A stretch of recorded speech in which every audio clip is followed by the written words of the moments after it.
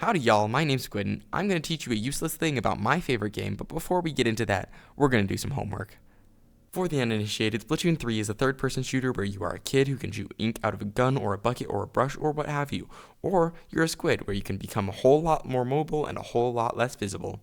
In Tower Control, the game mode we will be looking at today, you move the tower along a set path towards your goal when you or one of your 3 teammates stands on the tower. The game ends either when the 5-minute timer runs out, or when one team or the other advances the tower along a full length of the path. If time runs out, the team who got the furthest during the duration of the game will win. One thing newer players often struggle with is decision making. Okay, thank you for listening to me. Just do better. Don't forget to like and subscribe. I'll catch you next time. But for real, how do we make better decisions?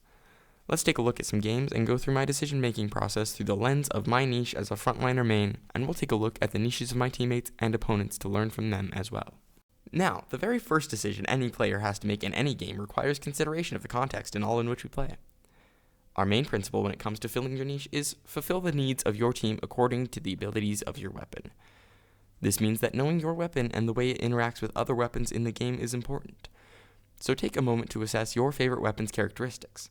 How long is its range? How quick can it kill? How much ink does it put out? What is its sub and special weapon? All of these are important when thinking about the needs of your team. Okay, here we start the game. Pause. Let's look at our weapons. I'm using the Vanilla Blaster. Very low ink output, each shot takes a while to fire, but it does instantly kill with a direct shot and can deal damage around corners to multiple enemies at once. On my team are 2 Vanilla Dually Wielders and 1 Splashmatic. Both are weapons with incredibly fast times to kill that can hold their own in a one-on-one and can output enormous amounts of ink. We will have an extremely high ink output because of this. This team's biggest weakness will be our range. All of us can only apply pressure from around the same medium distance.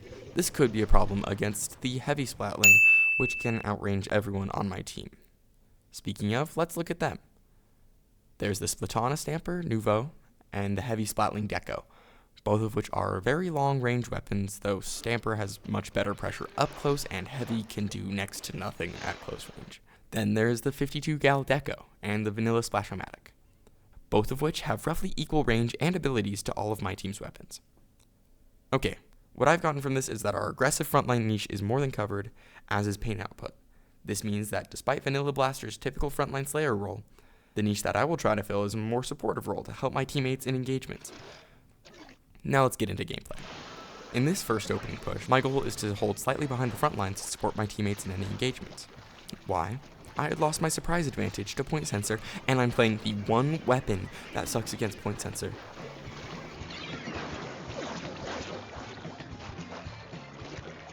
Two opposing players went down on the opposite side of mid, which trapped a third one of their teammates in an engagement with me and my teammate, which they lost, giving way to a nearly uncontested tower push.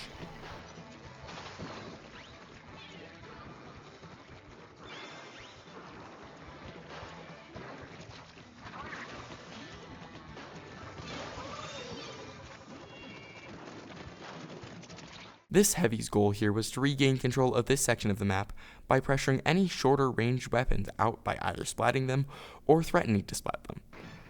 This high ground that they have here isn't quite high enough to stay safe from the Blaster's range though, especially because a Blaster can attack over the ledge in a way that Heavy can't counter. Also notice that I'm not riding the tower. This is because my team doesn't need me to right now. More experienced players will be saying, yeah well duh, at the screen right now, but I think this is important to think about. We will talk more in depth about when you should or shouldn't push the objective in a later video. This Octoling had no support from nearby teammates in this push, and due to this they were very easy to splat. And in the end my team pulled off an incredibly swift single push victory. So there you have a very good example of positioning and decision making according to one's niche. To every rule, there are exceptions, of course. Sometimes your team needs its backliner to take a close range one-on-one in order to win the game. That isn't exactly in the scope of what chargers can do, but it crash. Despite this though, you may need to venture outside of your weapon's most comfortable battle situations from time to time. Sometimes your Splattershot Jr. will have to put out long-range pressure using its Splat Bomb. While that can't be the primary function of the weapon, that is absolutely a contribution that it can and should make. Remember, fulfill the needs of your team according to the abilities of your weapon. You can't do the impossible. This is just a game, and you just lost the game. Oh, by the way, if anyone asks, i.squidn't tell you this.